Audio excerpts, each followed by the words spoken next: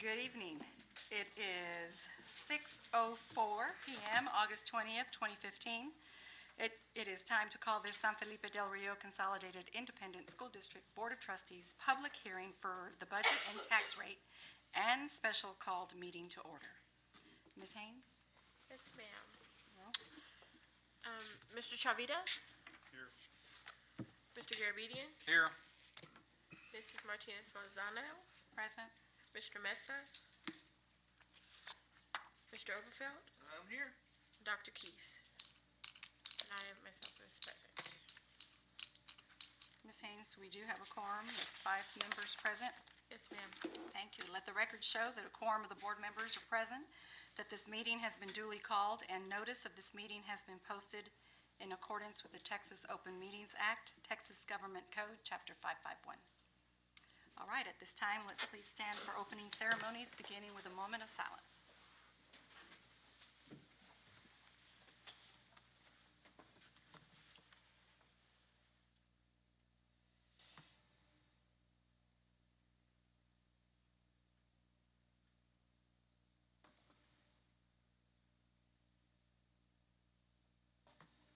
Pledge allegiance to the flag of the United States of America and to the republic for which it stands, one nation, under God, indivisible, with liberty and justice for all.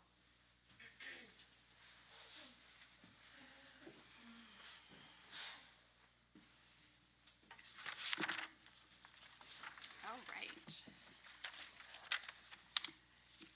All right, we have no recognitions today. We begin with public hearings, 2015-2016 budget and tax rate.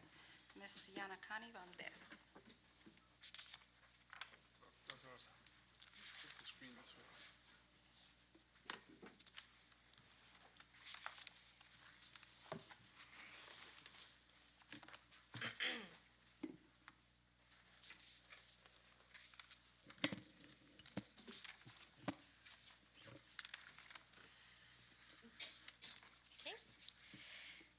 Good evening, Ms. Lozano, Dr. Rios, board members, and welcome to the public hearing for the 2015-2016 General Fund, Debt Service Fund, and Food Service Fund budget.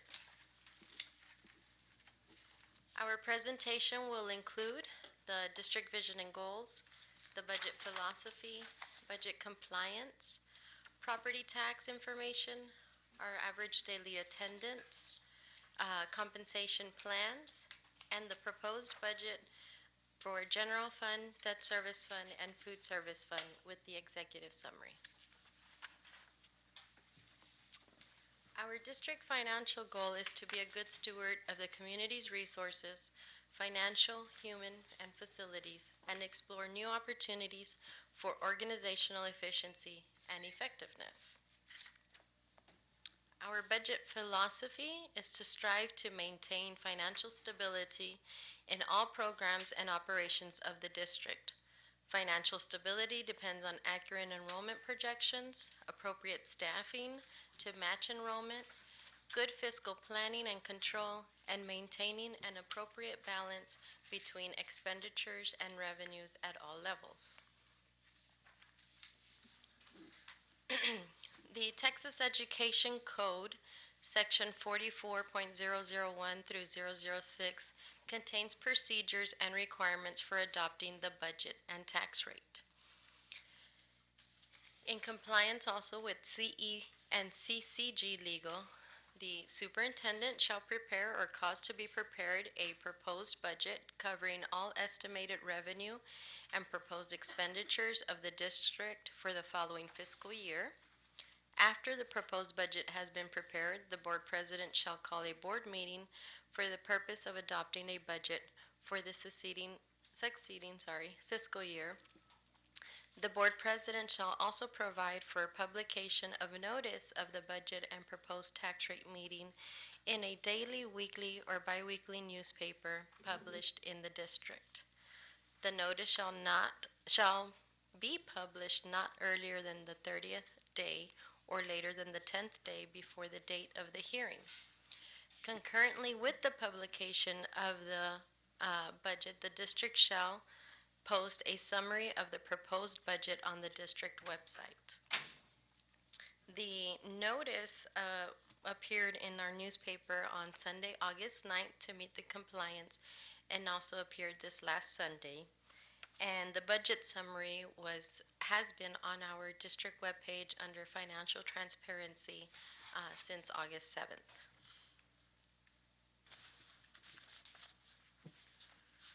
For property taxes, the board may levy, assess, and collect annual ad valorem taxes for the maintenance of the school districts. By August 1 or as soon thereafter as practicable, the taxing unit collector shall certify an estimate of the collection rate for the current year. Ms. B. Munoz presented at the August 6th meeting where our M&O projection was at 98% and our INS is at 100%. And I'll further explain that on another slide. Our proposed tax rate is $1.04 for M&O and .1203 for INS. On August 10th, we received a summary of finance template. This was after our August 6th meeting. We received a template that was released where it would allow us to calculate the hold harmless provisions for the INS tax that was related to the increase in the additional state homestead. At the August 6th meeting, I mentioned that our tax rate that I was proposing would be reduced if they released a template in order for us to be able to calculate it. With that template, our calculation for our INS tax rate is at .1203. Sorry. Our certified property values were presented with a market value of $2,653,255,171, which is a 2.9% increase to the 2014 certified values, and approximately 50% of this is categorized as single and multifamily residences and vacant lots. Our freeze-adjusted taxable value is $1,478,858,799, which is 55.74% of our market value. This is a 1.59% increase to our 2014 taxable value, and this does include the reduction of the increased state homestead exemption, which calculated to a little over $78 million. Applying our tax rates to our taxable value would collect the following for each fund. For general fund, it's $15,968,207, which is an increase of $220,000. And for debt service, $1,884,787, which is a decrease of $91,000, a little over $91,000.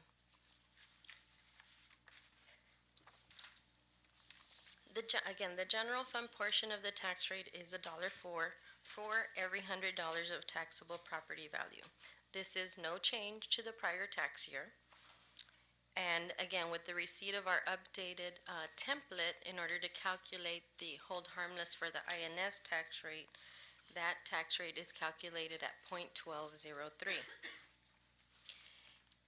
During our special called meeting, I will read an ordinance in order to adopt our tax rate. And that ordinance reads as follows, and then I'll walk you through the calculations so that you can see what it's referring to. It says San Felipe Del Rio CISD adopted a tax rate that will raise more taxes for maintenance and operation than last year's tax rate. The tax rate will effectively be raised by 2.47% and will raise taxes for maintenance and operations on a $100,000 home by approximately $0. What this is saying, or rephrasing it, would be that our tax rate did not increase on M&O. However, since our certified values increased, that same tax rate will generate more tax dollars. So I have the breakdown here where I was referencing earlier that we are increasing our general fund tax collections by 220,000, but that's because of the increase in the property values, not the change in the tax rate. But the wording could be interpreted differently, but our tax rate is not changing. It's just the way the wording is, and that's what we will read when I read the ordinance. Our INS tax rate, of course, would reduce, as I had stated before. When we refinanced our debt, we would have lower debt to pay. And with the increase of property values, your tax rate would also reduce, because for INS, your tax rate should be based on making sure you pay your debt.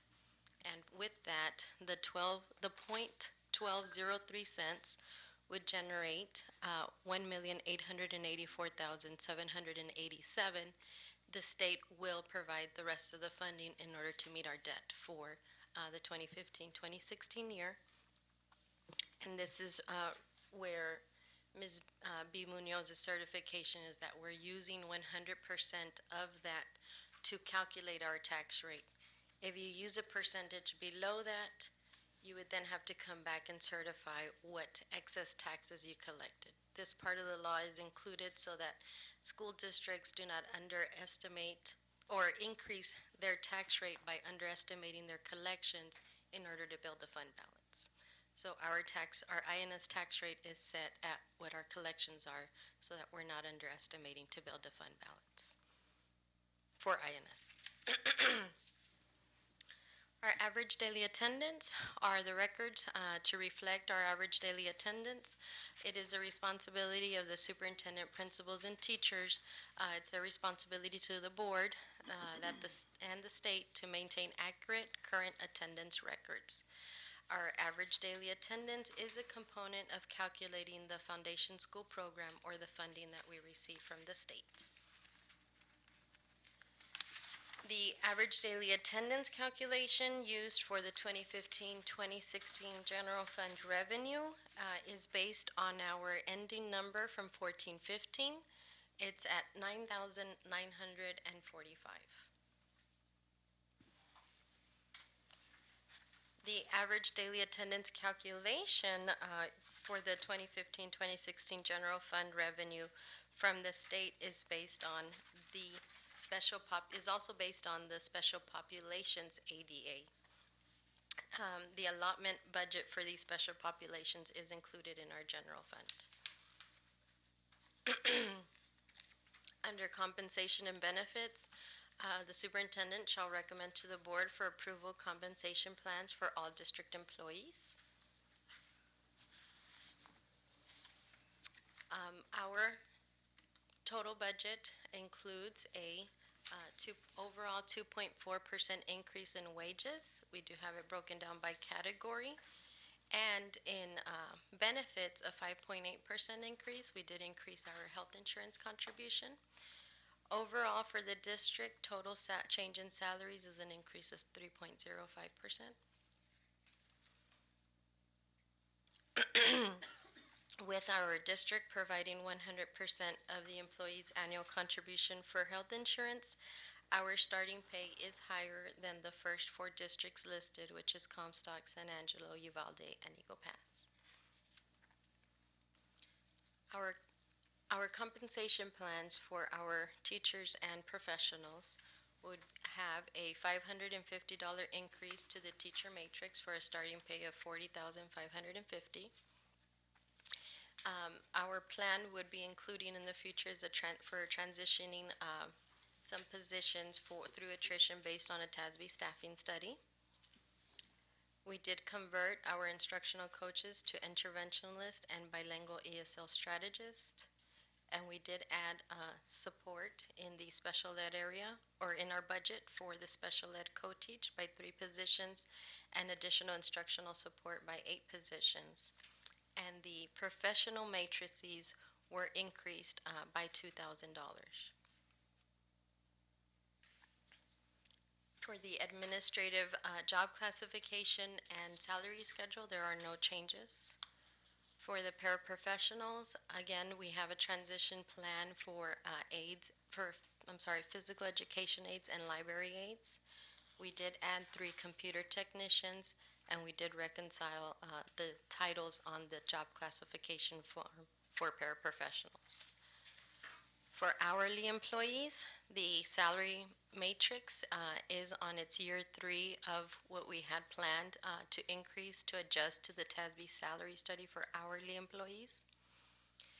And on stipends, we are providing a $2,000 compensation, additional $2,000 compensation for bilingual certified teachers servicing beginner and intermediate students. ESL stipends for core team areas in secondary. An elementary choir stipend of $500 per elementary campus. And we have added an assistant swim coach and an assistant middle school cross-country coach. And we have removed a high school assistant cross-country coach. For our substitute and extra duty schedules, there are no changes. For our health insurance fund, we changed the annual contribution to $5,091.50 per employee. And we also included in our budget, in order to be in compliance with the latest healthcare reform, approximately $110,000 that we're estimating for individuals that are not full-time employees that would qualify for health insurance coverage.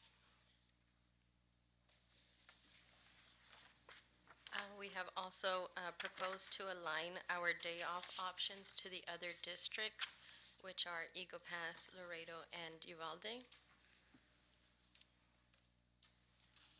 And for our proposed budgets, for general fund is our main operating fund. It is the most significant source of revenue for the school district, and the most funding we receive is from the state. And we receive about 70% of the general fund revenue from the state and approximately 20% from property taxes. Our general fund portion of the tax rate is $1.04, and there is no change to the prior year tax rate.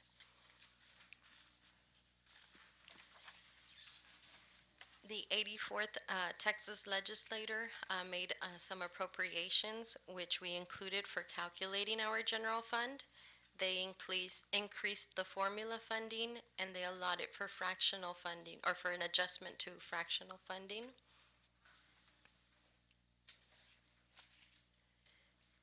The 2015-2016 general fund proposed revenue budget is $82,185,011.08. The general fund expenditure budget, and we're proposing a balanced budget, would be $82,185,011.08. Again, 80%, almost 80% of our budget is allocated to payroll expenditures, and a little over 60% of our budget is classified as instruction related.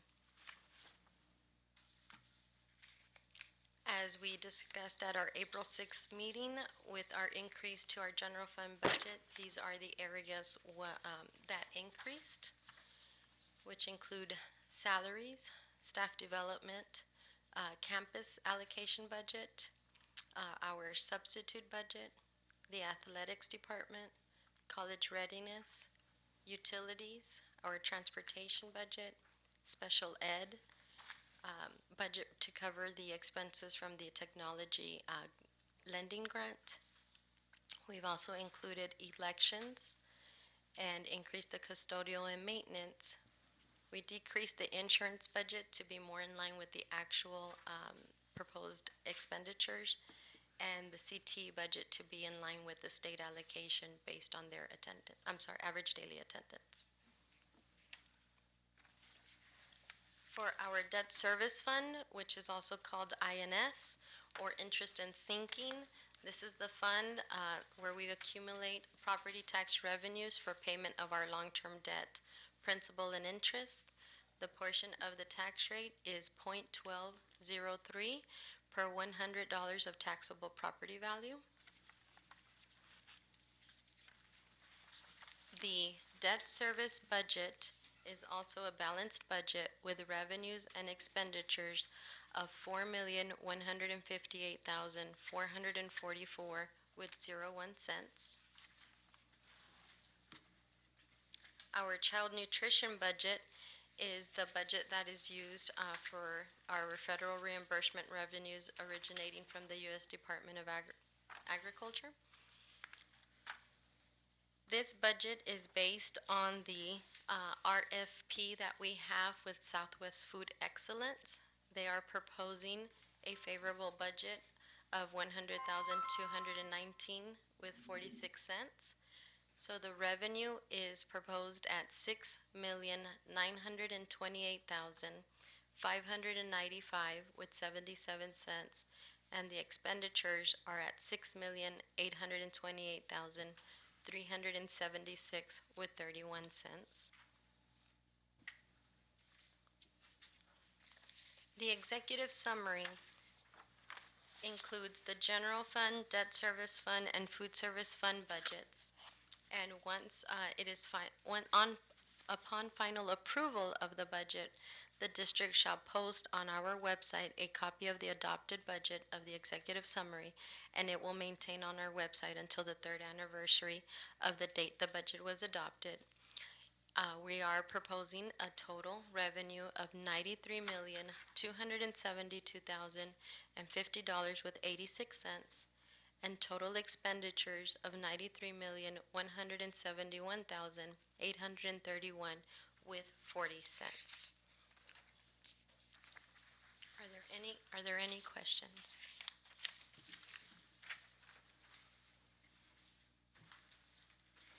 Mr. Oberfeld has a question.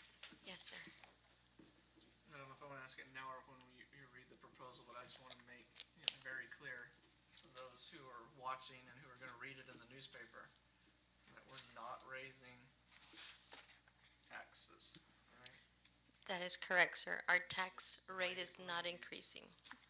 Our tax rate is not increasing, but we are collecting more taxes on that tax rate because of the increase in our taxable property values. Mr. Madam Chairman, Garabedian? yeah, to echo Mr. Overfeld's sentiment, because this happens every year. Yes, sir. right? Is that the state that provides that wording? Yes, sir. It's in our board policy as well. The exact wording is in our board policy. We use the Truth in Taxation software, which is monitored by the state comptroller in order for it to provide the exact wording. Yes, sir. And it also provides the steps as to how your ordinance would need to read. Yes. Yeah, because like Mr. Overfeld says, I mean, the phrase Yes. gives a different impression unless you read the entire paragraph where it says, zero increase. Right. Every year we have that, and that's where I felt that I would do something different this year and have, the side by side of our property values increasing on the same tax rate for maintenance and operation.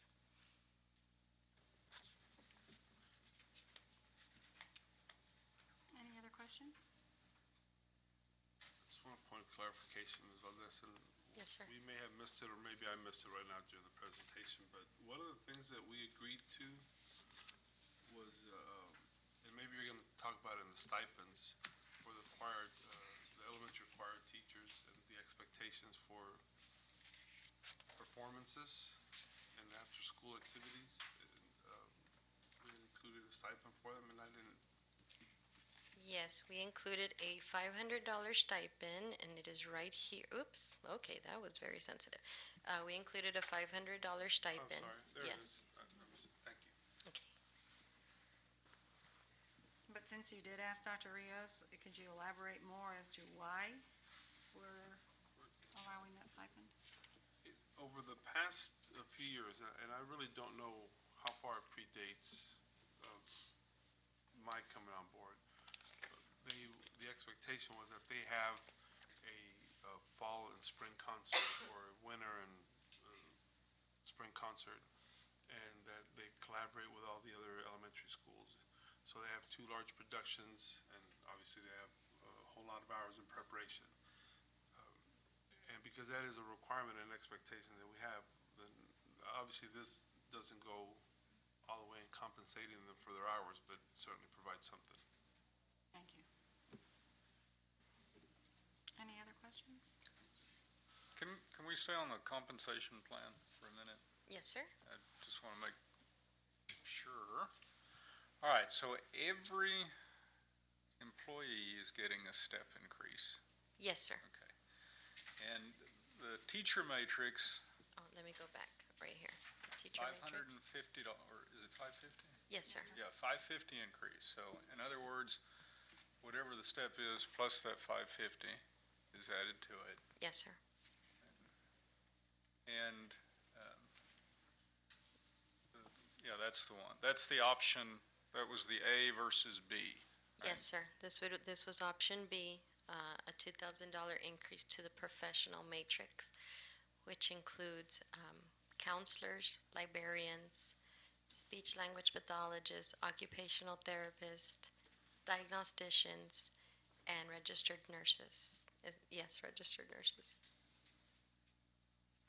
So like, Or, registered nurses.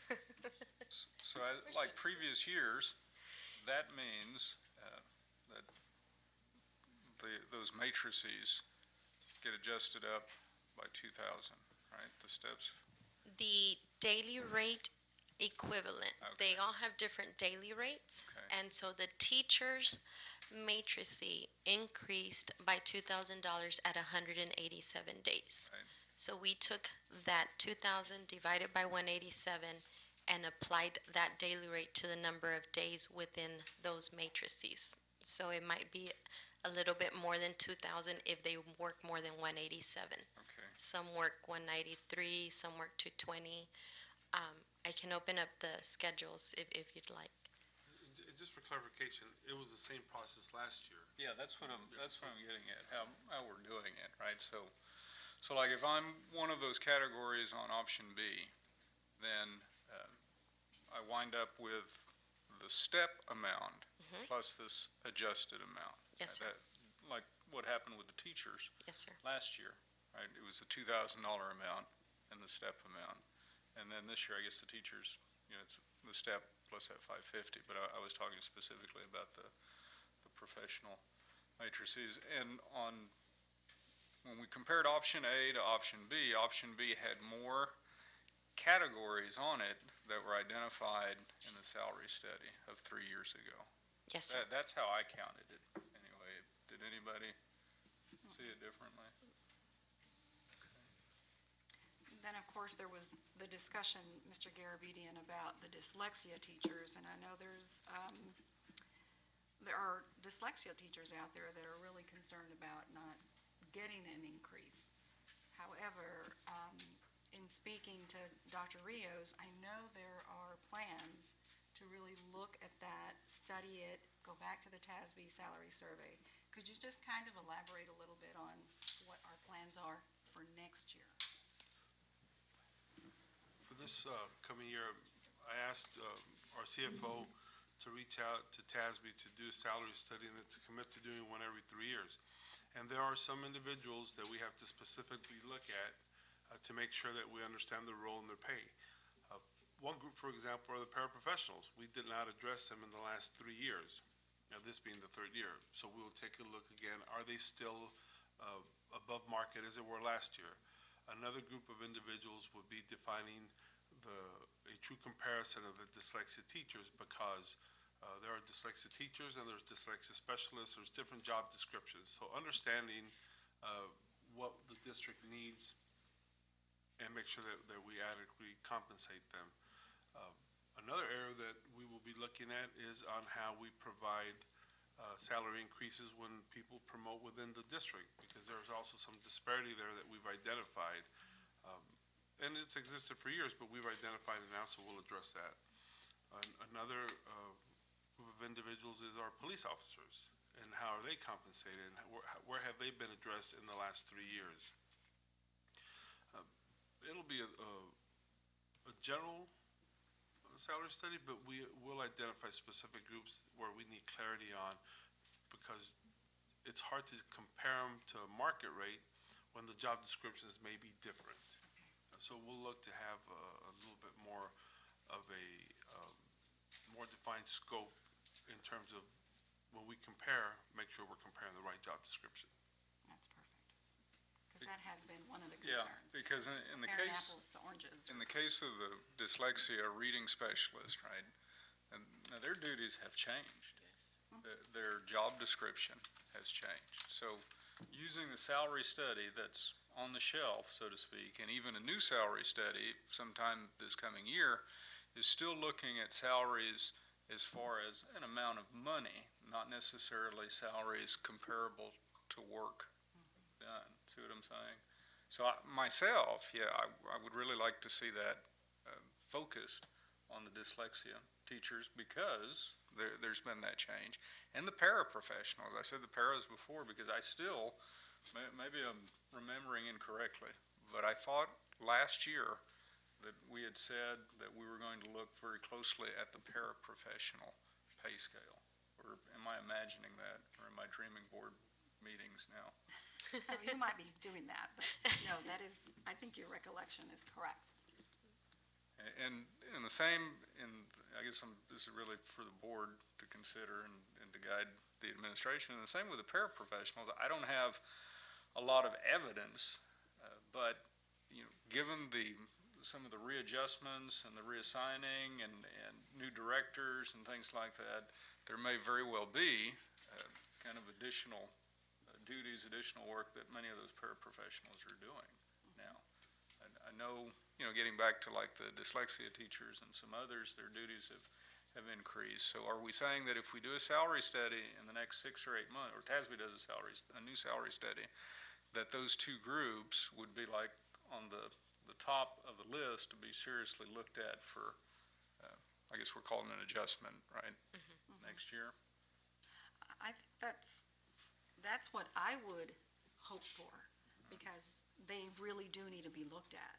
So the paras and those that have really had a change in their role.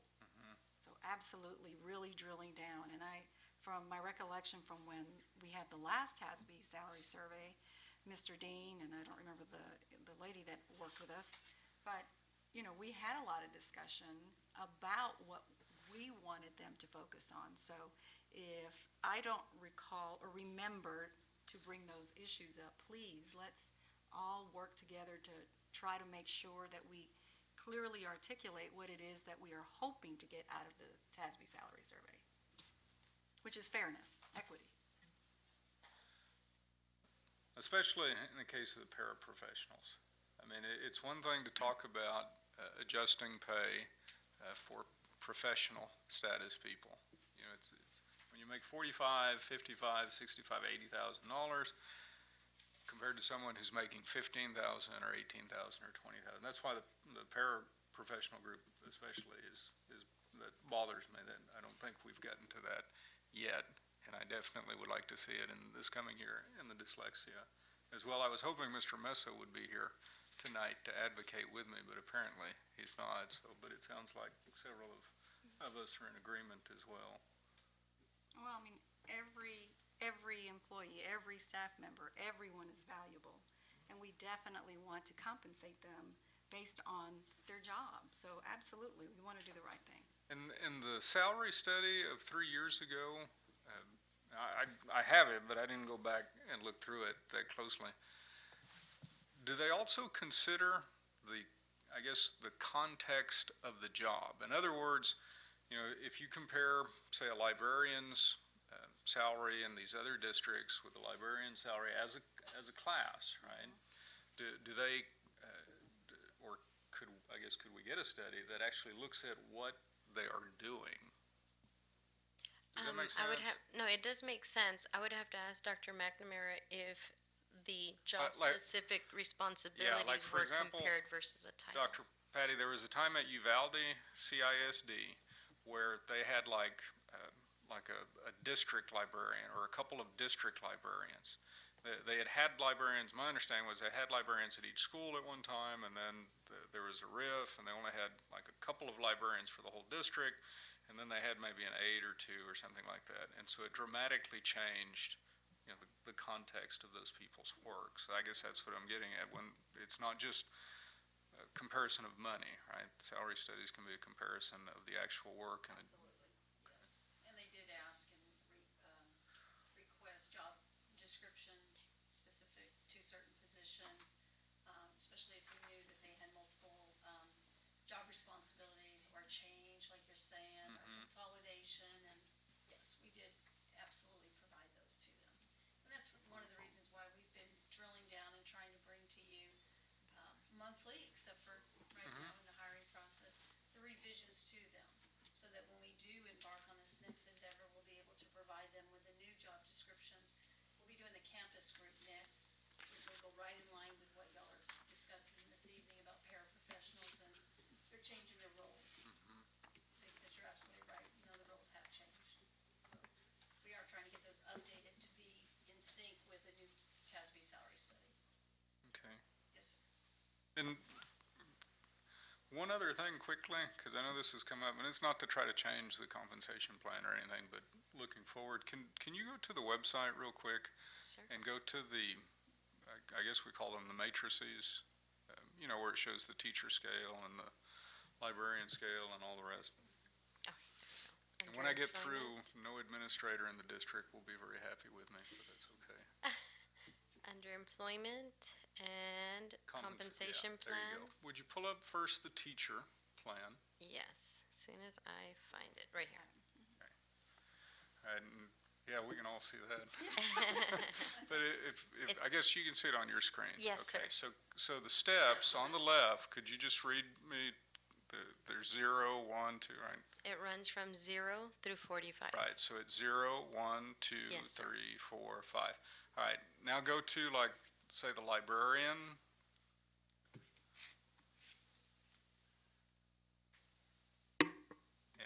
And that goes the same 0 way, through right? 45. 0, 1, Yes. 2, 3, 4, 5, 6, 7. Now go to maybe like the diagnosticians, one of the other professional categories. Right here.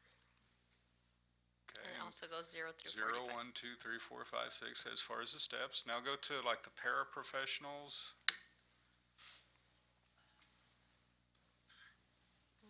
Right here. And Also they're goes also through 0 to 0, 1, 2, 3, 4, 5. And then one more, like the hourly. Okay, and 0, 1, 2, 3, 4, 5. Yes. Now, go to the administrative scale. And It it's has different. halves. It has Yes. half steps. It is the only matrix that has half steps. To me, that is clear historical evidence that there was, by previous boards, previous administrations, an understanding that administrative pay scales were high enough, or dare we say too high compared to the others, and could be adjusted by simply taking a half step. If it's not clear evidence, then why do none of the other matrices have half steps built into them? I would have to pass this question to Dr. McNamara. I can answer okay. that. I think, I know Mr. Garabedian is correct, and I've worked in plenty of settings where, based on budget needs, they usually take, administrators either don't take a step increase or take half a step increase. However, it's that same conversation that I want to have with the board, because when teachers promote from a teacher to an assistant principal or a teacher to a librarian, the way the district has set up the pay is to reward longevity. So if a teacher was to go from being a classroom teacher to being an administrator, the salary increase comes mainly in the additional number of days that are worked. The actual daily rate increases at a very small rate. It could be anywhere from $5 to $11 a day. The matrices are set up to reward individuals who stay in those administrative positions over the long haul, not the short haul. So I'm not saying, it still doesn't paint a fair picture, because from year to year, an administrator might take 25 to 50% more of a step increase. So it doesn't look fair, but it's set up to where you don't make more money up front. You make money over the long haul. And I'm not saying that's the way it needs to be. I'm just saying that's the way it was designed. I know that I visited with one of the administrators we hired, and I told him, I said, you may not want to take the job after I tell you how much money you're going to make, because you've been teaching and coaching. You're going to take a very insignificant pay increase, and really you're going to work for it because you're working a lot more days. That's just the way it was set up. I'm not arguing in favor or against it, but that's the reality. But that is the only matrices that has half steps. Yes. See that, and the reason I bring it up, because we've brought it up before, right, the possibility, and it's not out of context. I mean, it's there on the district's schedules. That's the only one that has half steps. Something to think about for the future budget cycle. And then one other thing, just to be really clear, there is no one this year moving to a different matrix, right? Transferring from one matrix to Right. another? Yes, there is, sir. Who is it? We have some individuals that are in right now under the teacher matrix that will move over to the professional matrix. Okay. And we've had the discussion of that since they benefited last year from the 2,000, Right. that wouldn't be part of their that- I future get- compensation. I guess that's my question. So when someone moves from one matrix to another, like if I'm at whatever matrix, step 5, and I moved to a new matrix, not into a new position, but into a new matrix. Oh, no, these are new positions. Well, I guess what I'm trying to find out is, like, if I move from one matrix on step 5, right, to another matrix, if the new matrix I'm on, I'm not going to get a dramatic increase in pay just because I'm on a new matrix, am I? Nothing like that happened, Mr. Garabedian. Nobody moved as a group of teachers from one matrix to the other. no. It might have been where, for example, a teacher moved to a librarian, and that's not the exact example. A teacher last year took the $2,000 adjustment. So in calculating their new pay rate as a librarian, it's already calculating the $2,000 raise that they took last year. So because the librarians are taking a $2,000 pay increase this year, that teacher, now becoming a librarian, would not get the additional $2,000 adjustment. They got it last year already. So that's what she's referring to. Yes. But nobody as a group moved from one matrix to the No. other.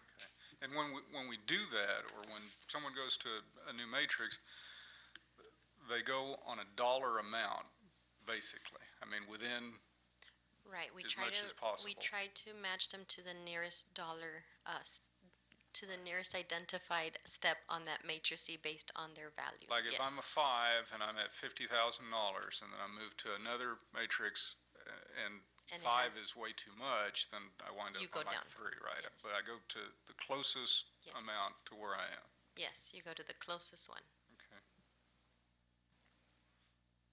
But not one that makes less, No. right? I mean, the No. closest that, Closest, for They give you a instance, if little somebody is at 50,000 and on the new matrix it's 50,500, that's the closest one. But no, not less. No. Not 48. No.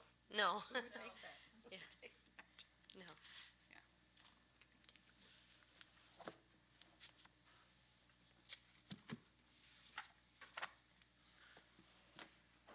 Thank you. Yes, sir. all right, And I don't know if you want to open it up to the public. Oh, there. yes. Do we have any public comments regarding our budget and tax rate information that Ms. Yanakani just presented?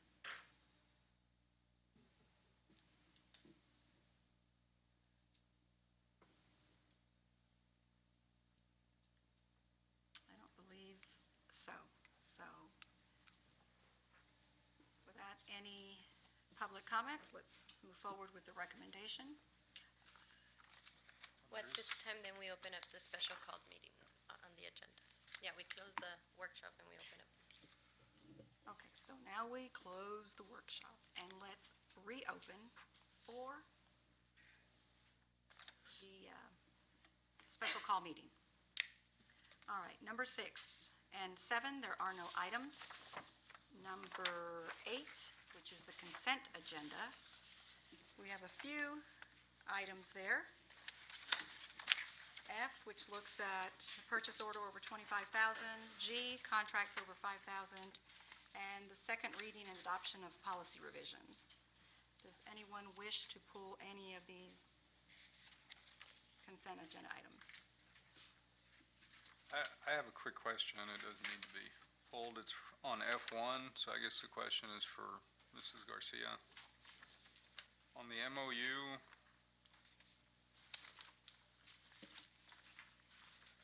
and I know Dr. Cantu has been our provider now. This will be the second year, correct? Yes, we've had them before at the freshman, when the freshman was also. Okay. And so this extension of the MOU, there'll also be an updated targeted improvement plan as well? Right, because the campuses are formally IR campuses, they have to continue the targeted improvement plan. And then the state will let us know if we have to submit it to them sometime in April. So they'll identify the campuses that need to submit it. Okay. So he's the PSP, right? What's that, the primary? The professional service provider. Okay, so he continues through this newly executed memo, which is what we have, until the campus meets standards for 2 years, or, because that's what you had said the other night, right, that it need to continue, or until the campus meets standards for 1 year, and the commissioner determines that the campus is operating and will continue to operate in a manner that improves student achievement. So, in our case, it's the first one, right? Yes, sir. If I may clarify, we didn't petition the commissioner to release us from the improvement required status. We would have had to petition to get off the list and not have to hire a PSP. But we're definitely interested in continuing the improvement process, so we didn't waste time pretending that we don't have to improve. Okay.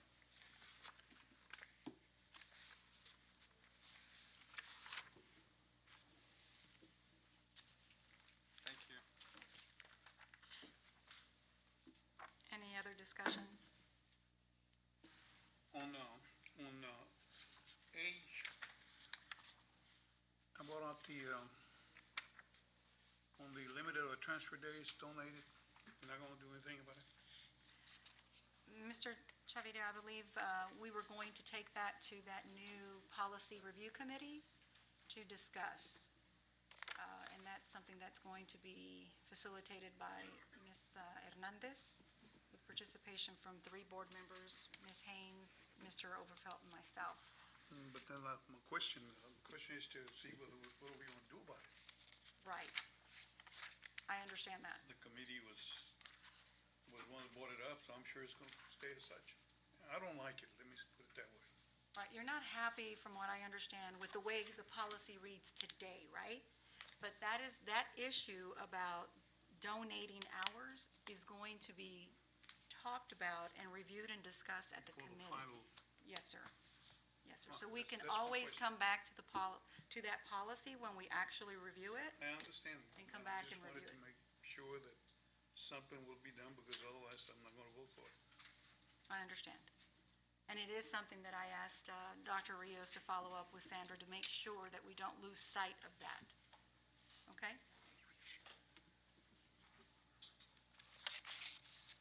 Any other?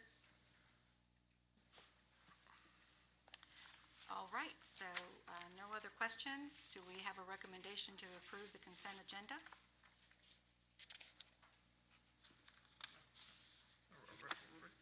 Recommendation or motion? Motion. Motion. I'll second it. All in favor? 4. Unopposed. And my only opposition is the DEC local and the ED local. I would have liked to have seen it, that addressed before we did the second reading. The rest of it, I don't have a problem with. Right. 4-1, motion carries.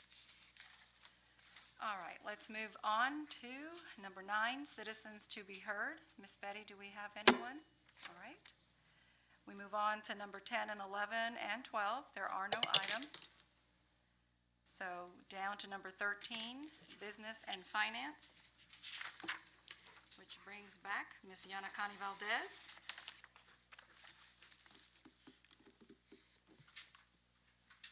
A, the consideration to approve the 2015-16 district official budget, including district job classifications and pay schedules. Thank you again. I will read from the memos. The 2015-2016 budget was prepared in a timely manner before August 20th, and the notice of the meeting to discuss the budget and the proposed tax rate was published in the Del Rio News Herald on August 9th. The total estimated revenue for 2015-2016 general fund is $82,185,011.08, with estimated expenditures of $82,185,011.08.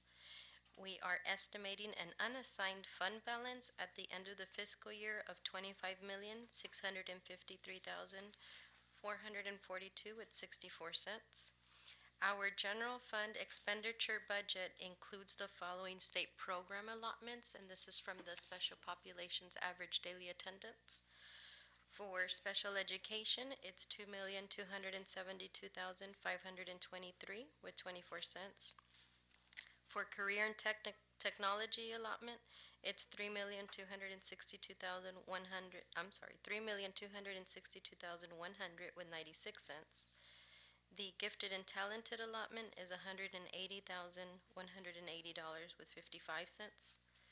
The compensatory education allotment is $4,682,472 with 8 cents. The bilingual education allotment is $451,135 with 88 cents. The transportation allotment is $589,100. And the high school allotment is $762,575. And based on those average daily attendance, we are budgeting either at this level or above, depending on the program.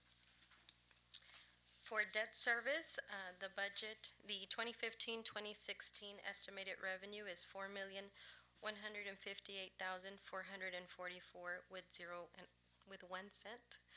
And the expenditure is a balanced budget of $4,158,444 with 1 cent. And the estimated fund balance at year end is $1,268,890 with 4 cents.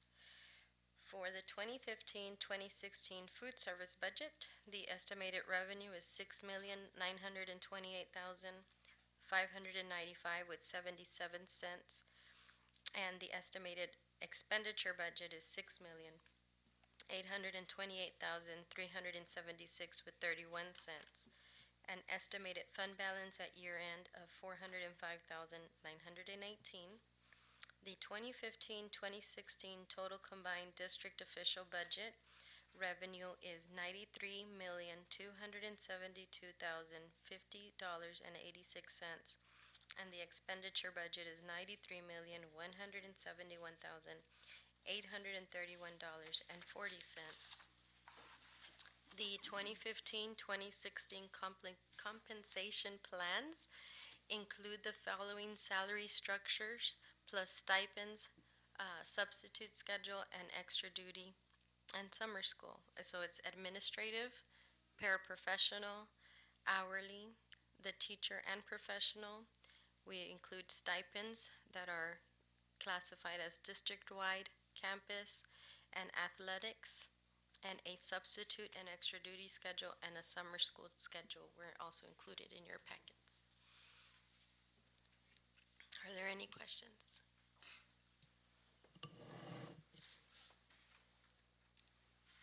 Mr. Garabedian? Well, I don't have a question, but I know we've talked about the possibility of a salary study and, putting the paraprofessionals, giving them like top of the list review for next year. And I was almost thinking of when the recommendation comes to modify the recommendation, to commit us to do that, but that's probably too complicated. So would the chair and the vice chair and be agreeable that at next month's regular meeting to put an item for a new TASB salary study and an item that would put the review of the paraprofessionals and the reading interventionist like as a focus in your budget planning early next year? Can we get an item like that for next meeting Yes, sir. Yes, sir. instead of polluting the motion that we're going to get? Good idea. Okay. Because I'd like to get to the bottom of the dyslexia question and the paraprofessional question. And that comes through a salary study and through your budget calendar, I guess, that, Yes. that you'll be formulating for next year.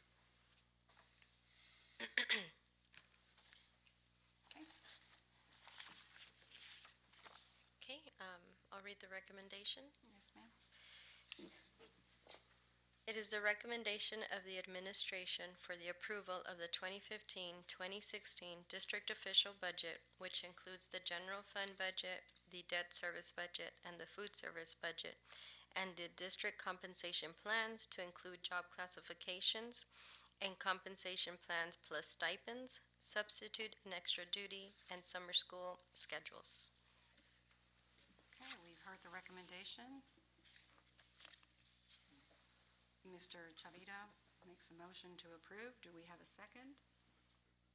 I'll second it. We've moved and seconded it.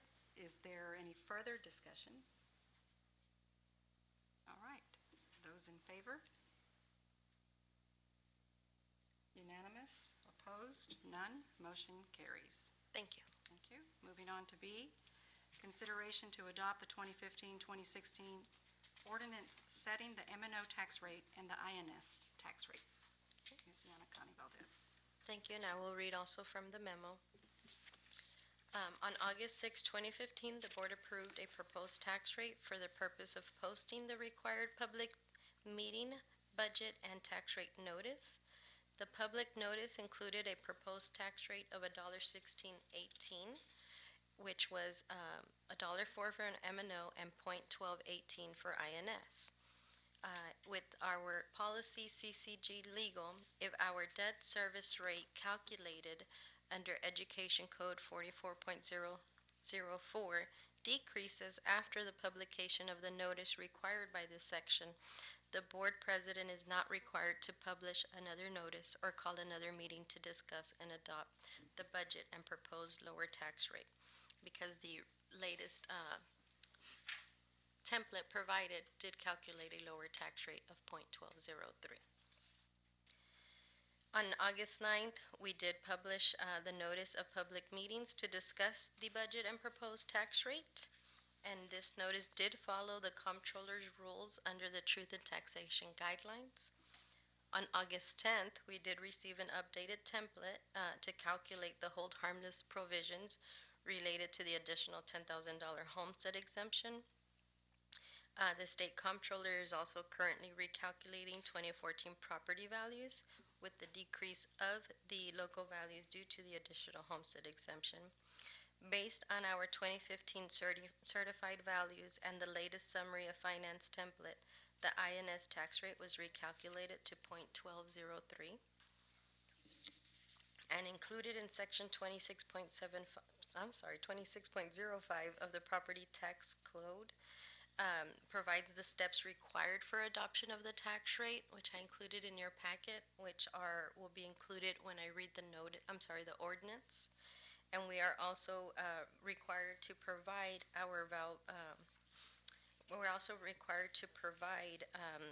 a summary of our last 4 years. It should be 5 years, but we're on the 4th year of tax rates to our county in order for them to provide on their website, which I've also included that in your packet. At this time, if I may, I read the ordinance, complete ordinance for setting the tax rate. Okay. August 20th, 2015, ordinance setting tax rate. On this date, the Board of Trustees of San Felipe Del Rio Consolidated Independent School District hereby levy or set the tax rate per $100 valuation for the district for the tax year commencing on the first day of September 2015 and ending on the 31st day of August 2016 at a total tax rate of $1 with .1603 to be assessed and collected by the duly specified assessor and collector as follows: $1.04 for the purpose of maintenance and operation, and .1203 for the purpose of payment of principal and interest on debt. I move that the property tax rate be increased by the adoption of the tax rate of 1.1603, which is effectively a 7.43% increase in the tax rate. This year's levy to fund maintenance and operation expenditures exceeds last year's maintenance and operation tax levy. So our property taxes did increase. So this rate will raise more taxes for maintenance and operation than last year's tax rate. This tax rate will effectively be raised by 2.47% and will raise taxes for maintenance and operation on a $100,000 home by approximately $0. Such taxes are to be assessed and collected by tax officials designated by the district. So once again, San Felipe Del Rio CISD adopted a tax rate that will raise more taxes for maintenance and operation than last year's tax rate. And as I repeat, that's based on the increase in our property values. Our $1.04 maintenance and operation tax rate will collect more taxes based on the increase in property values. And the tax rate will effectively be raised by 2.47% and will raise taxes for maintenance and operation on a $100,000 home by approximately $0. The certification is to be signed by the board president and the board secretary. Just one additional statement. I will include on our website, we do have a financial transparency website, and we will include all of the calculations to show how those percentages are calculated by the state comptroller. Thank you for doing that. All right, recommendation? Okay. It is the recommendation of the administration that the Board of Trustees approve the attached ordinance for the fiscal year commencing on the first day of September 2015 and ending on the 31st day of August 2016, setting the M&O tax rate at $1.04 and the INS tax rate at .1203 for a total tax rate of $1 with .1603. Okay, we've heard the recommendation. Is there a motion to approve? Mr. Chavita, do you have a second? Ms. Haynes? Okay, any discussion? All those in favor?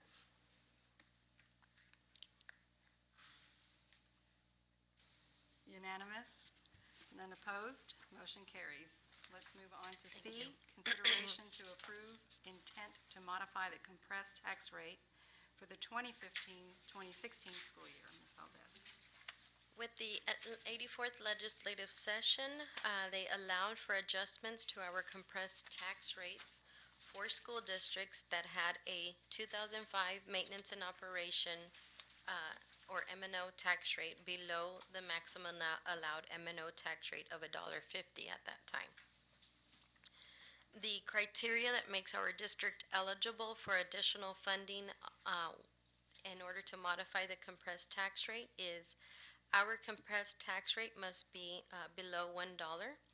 So our compressed tax rate calculates to 96 cents. And that is taking our 2005-2006 M&O tax rate of $1.44 and reducing it to 2/3, which is 96 cents. The current year's M&O tax rate must be higher than your compressed tax rate plus 6 cents. In 2005, the highest a district could go was $1.04. to establish an M&O tax rate without having to go for a tax ratification election.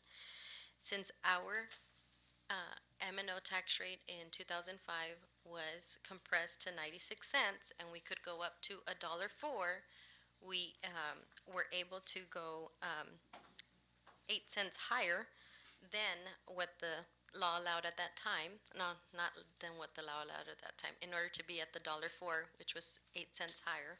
For other districts, they only did 6 cents. So we were at $1.04, which is 2 cents higher than taking our M&O tax rate, our compressed M&O tax rate of 96 cents plus the 6 cents. So we are 2 cents higher at being at $1.04. I know this is confusing, but I tried my best to put in as many notes as possible. If we want to make this adjustment, during the 15-16 school year, we must send a letter signed by the superintendent and the board president to the Office of School Finance, and it must include the district's adopted 2015-2016 M&O tax rate, and the letter was also included in your packet. This is not changing our current tax rate that we just approved. This is just changing the formulas that the state uses to calculate funding.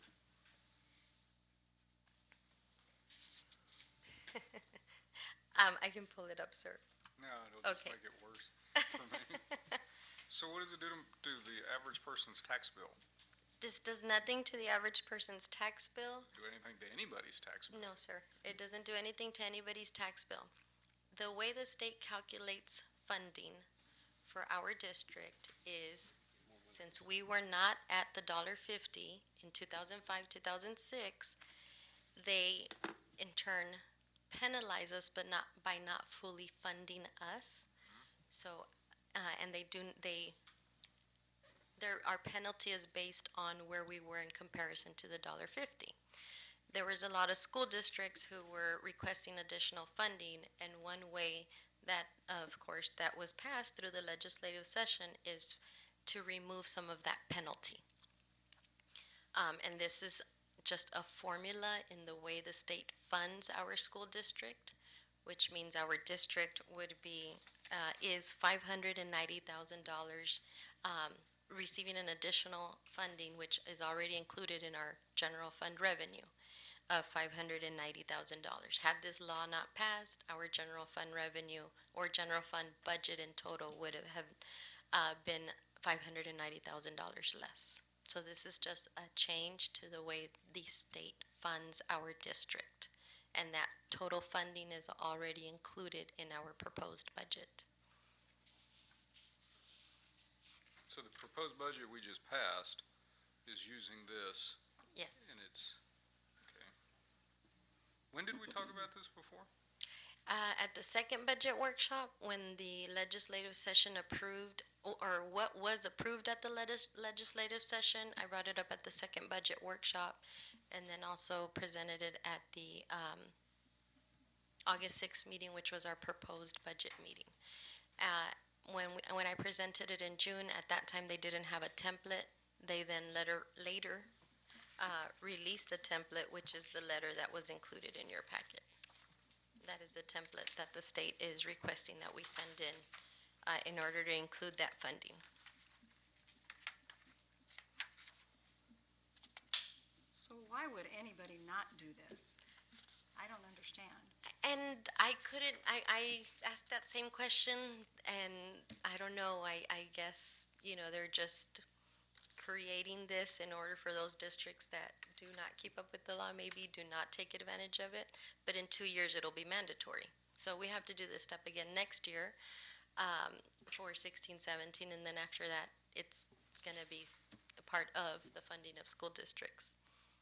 So this truly is just allowing us to increase the funding from the state by changing the CTR. The formula, yes, Okay. yes. And we're going from 1.04. No, we're staying at $1.04.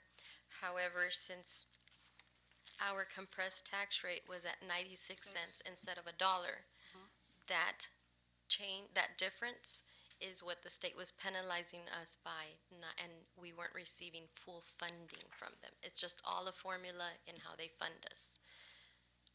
I know.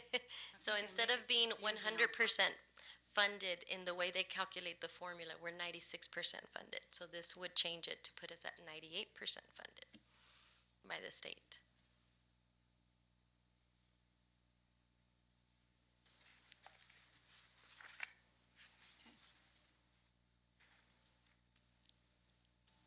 Do you remember what bill this was? It's in House, is it House Bill 1 or Senate Bill? Oh, let me see, I have it right here. Right, where did it go?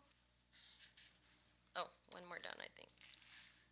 No, it was right here. Hold on one sec.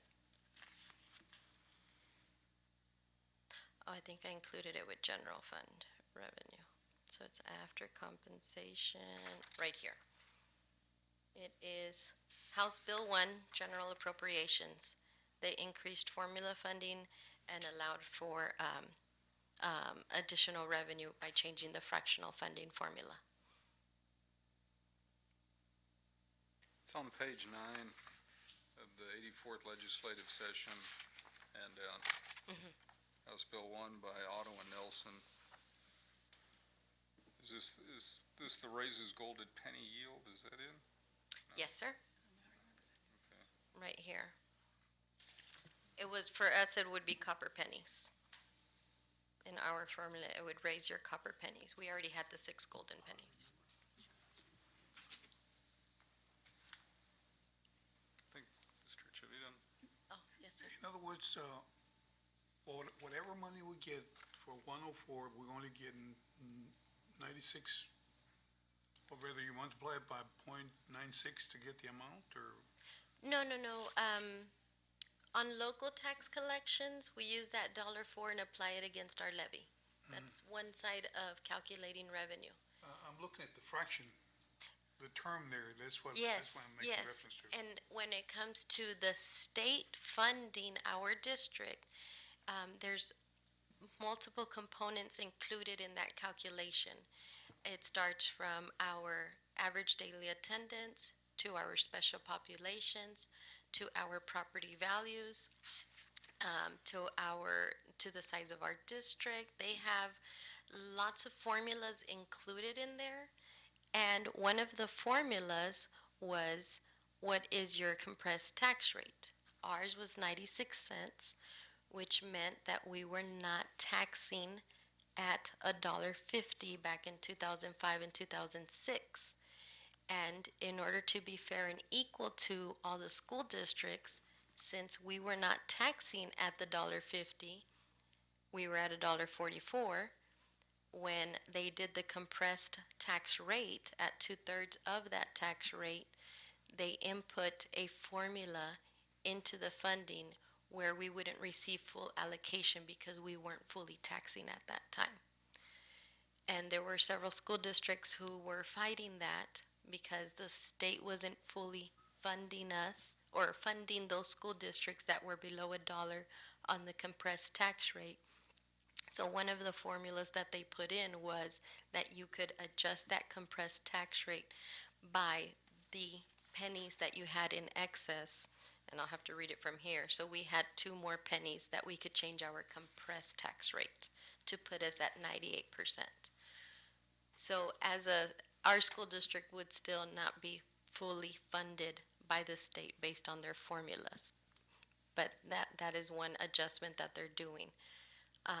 And it benefits just those districts that were under the tax rate, under the $1.50. The other school districts that were at $1.50 and fully taxing do not see this benefit. Ms. Valdez, Yes, sir. I think and I'm almost afraid to speak because I might just convolute it more, but the state, in order for us to have already been at a higher compress rate, we would have to be taxing higher than $1.04. Yes. So the state, punish is a hard word, but when you don't tax locally more, they fund you less. So what they're saying is, okay, you don't have to tax locally more, but we'll help you collect more from the state. So they're taking a little bit of that punishment away. we want 100% funding, well, then we have to tax locally a lot more, so it's even how we come up. And they're just forgiving us, allowing us an avenue to forgive us for not taxing more locally, yet still getting more for the state. And Yes, that's all sir. I'm saying, otherwise I'll confuse it. Yes, sir. No, It was clear. it's all right with me. What I'm saying is just, it looks like a formula, and the formula happens to be a fraction of what we were supposed to have gotten, so that's okay. I understand. All right, are we ready for the recommendation? Yes. No? Yes. Yes. It is the recommendation of the administration that the Board of Trustees approve the intent to modify the compressed tax rate for the 2015-2016 school year and for the superintendent and board president to sign. Okay, we've heard the recommendation. Is there a motion to approve? Mr. Overfelt, seconded by Mr. Chavita. All in favor?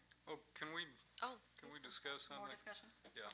Okay, so if it's approved and you submit this, what is it? A letter. A letter, Yes. right? Is there any other information forthcoming when you submit that letter? I mean, like, are they going to come back and say, oh, by the way, we forgot to tell you this about it? You have to increase taxes Yes, locally. that there's something else to it. There were no other ties to this House bill for fractional funding. Because the recommendation is to approve the intent to modify the compressed tax rate, right? So this is the first step of a process to do that? The only process that they have explained is that we would have to repeat this process again to approve it, and then after that, it's just mandatory. Okay. And I mean mandatory as in the formulas will be updated to include Okay, that. so this is asking us to agree to send this letter saying that we intend to modify the compressed tax rate, right? And then it has to come back to actually enable it, to make it happen? No, that is the word, I'm using the exact wording that the state provided, but the letter, by signing the letter, we agree to receive the additional funding and for them to adjust our compressed tax rate in our funding, in our formula, I'm sorry. Okay.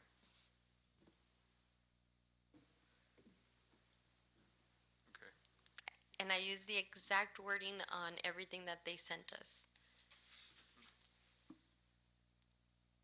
So there's absolutely no increase to anybody's taxes? No, sir. No, there's no change to our $1 maintenance and operation tax rate. Okay. And it does not come with a commitment when we have to do it next Right. year to increase. No. That we're aware of. No, any tax increase for your maintenance and operation above the $4 would have to would require voter approval. But no, it doesn't require that you request a tax ratification election, no. So It's confusing. Why would they just kind of give us the money well, they've been taking away all along? it's almost like saying, Equity? you know, because you weren't able for political or financial reasons 10 years ago to tax at the highest rate to get the most benefit from the state, that here's another way that we can give you Money. some funding, right? To the tune of $500,000 is what this, 590,348, yes. okay. Sounds too good to be true, but And assuming that we agree, if there turns out to be a catch, can it be brought back to rescind? There is no catch. This was just a step in the process, but this was lobbied by a certain group, and it was included in House Bill 1, where those school districts that were below the compressed tax rate receive additional funding, and I believe they had been lobbying for since they compressed the tax rate, and this year, because they had lobbied in years prior. We even received a letter from the group asking if we wanted to pay into their group to be part of it. Who's the group? I'll have to look up the letter, sir, but we did receive it maybe back in May. Okay. I'm trying to remember their name. There's also a couple reasons why the legislature will be willing to provide us more funding, because one, they're out, they increased the homestead exemption, the optional homestead exemption. So they know how much money less would we collect with the increase homestead exemption? I think it was Not the about optional. 890,000. Our loss was about 890,000. So this only allows us to recover part of it, maybe 60% of it, 60-something percent, and they're cognizant of that. The other issue is that the ruling of the funding of the schools is about to be Passed in May, or again, their best estimates is that we will have more information by May. So there's an intent to show that they're moving in that direction. At the end of the day, we still end up losing over 200,000 of what we would have gotten had they not increased the homestead exemption. So is this what the state meant when they said they would help us recoup some of that money? Or is there something else for the money that we lost for the homestead exemption? The House Bill 1 increased basic allotments. That was one way. They've also allotted for fractional funding, and fractional funding only applied to those districts, not everybody. What they're saying, or what the explanation is for the hold harmless, is that the state comptroller would adjust our 2014 tax rates that we use to calculate 15-16 revenue by the decrease of increasing that $10,000 homestead exemption. When we received our certified values, we received the value of that increase in the exemption, which was over $78 million. So our 2014 tax rates will be reduced by that for 15-16 funding, and that's what we use to calculate our funding, our 15-16 funding. So they were the hold harmless part of it was that the state comptroller would have to go back and adjust their property values. And then they've allotted for other funding. Again, as Dr. O mentioned, I know they're trying to get, or not, I don't know if they're trying to get, but I know that in the last legislative session, they increased funding as well. This legislative session, they've increased funding, anticipating what the May, or what the final resolution will be from the lawsuits.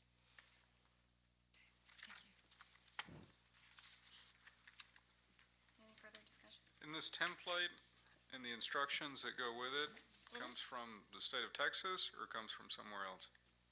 This is from the state, yes, sir. This is from the state? Mhm. Both the template where you plug in the numbers and the description Yes, sir. of how to use it, okay. And that group that lobbied it into House Bill 1 was some sort of interest group, right?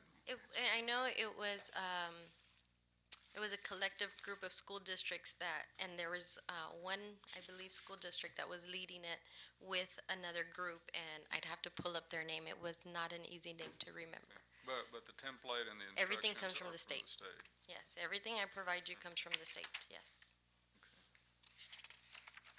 Even the, Sure we weren't being advised by some No, public no. interest group out there. No, not at all. We did not pay into their fund. We didn't I didn't create a contact in order to get updates from them. No, all of the information I received is from the state. And the template for the letter is also from the state as well. I can probably pull it up on their website to show you the letter that they released to use as a template.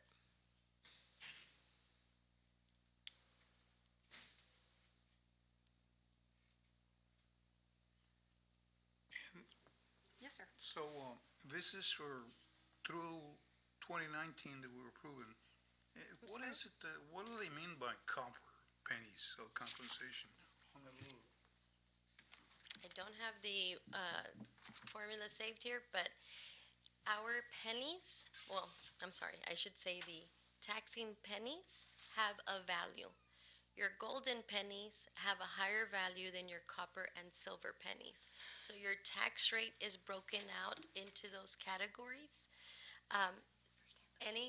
Your 6 pennies above the compressed tax rate are your golden pennies, which means you receive the higher funding for those pennies. And as your tax rate increases, you are then your pennies are either on copper or silver. So somebody could go up to $1.17, but all of those pennies do not generate the same amount of revenue. So your gold pennies generate the most revenue or have the highest value, then it's copper, then it's silver. But you'd have to be at $1.17 to get silver, to get obviously a higher tax rate and funding for those silver pennies. I couldn't tell you how they came up with the colors, but they just have 3 different colors for your tax rate, for your pennies of your tax rate above the compressed rate. Yes. Just kind of throws me off on this Hospital 1 general appropriations, and so when we talk about fractional funding, that means that we're getting less money, bottom line? The formula that the state uses to fund our district adjust based on the difference of where we were to that compressed tax rate. And so now they're Yeah, okay. correcting that, yes.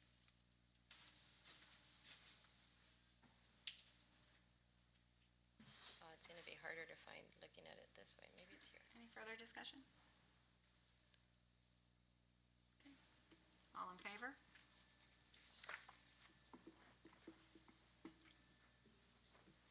Unanimous, motion carries. Thank you. I do want to take the time to thank, I'm sorry? Keep your fingers crossed. Yeah, keep your fingers crossed. To thank you, Ms. Valdez, along with your team. Many hours, I'm sure. Definitely appreciated. They have a lot of fun.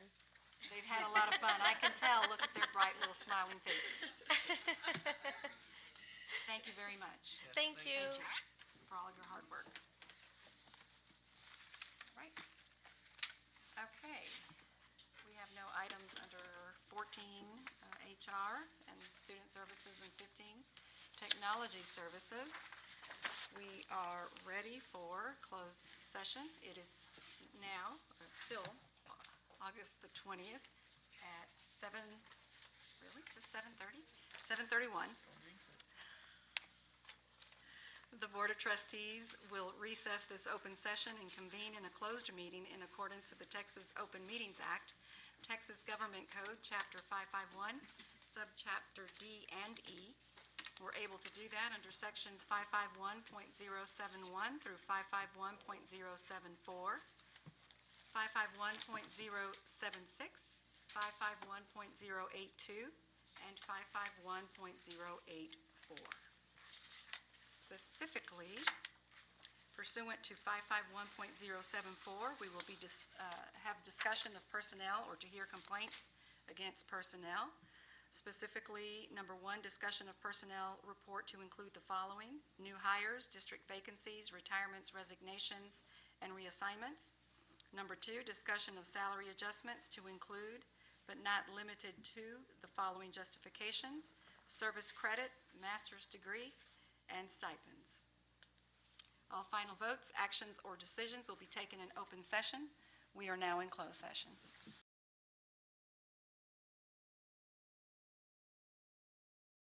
All right, it is now August the 20th at 8:20 p.m. The Board of Trustees will now reconvene in accordance with the Texas Open Meetings Act, Texas Government Code, Chapter 551, Subchapter D and E. No action was taken in closed session. We will continue with A, consideration to approve the personnel report to include the following: new hires, district vacancies, Dr. Patty McNamara. Good evening, Ms. Lozano, Dr. Rios, members of the board.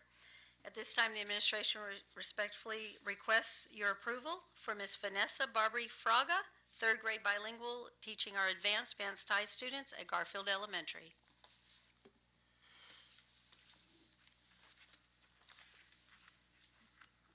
Just one. Oh, just one. I thought Yes, there were ma'am. two. Okay, we've heard the recommendation. Moved by Mr. Overfelt, seconded by Ms. Haynes. Any discussion? All in favor? Unanimous, motion carries. Thank you. Next on the agenda is consideration to approve salary adjustments to include the following justifications: service credit, master's degree, or stipends. Dr. Ms. McNamara. Lozano, Dr. Rios, members of the board. It is a recommendation of the administration that the salary adjustments be approved as presented in closed executive session this evening. Okay, we've heard the recommendation. Is there a motion to approve? Mr. Overfelt, seconded by Mr. Chavita. Any discussion? All in favor?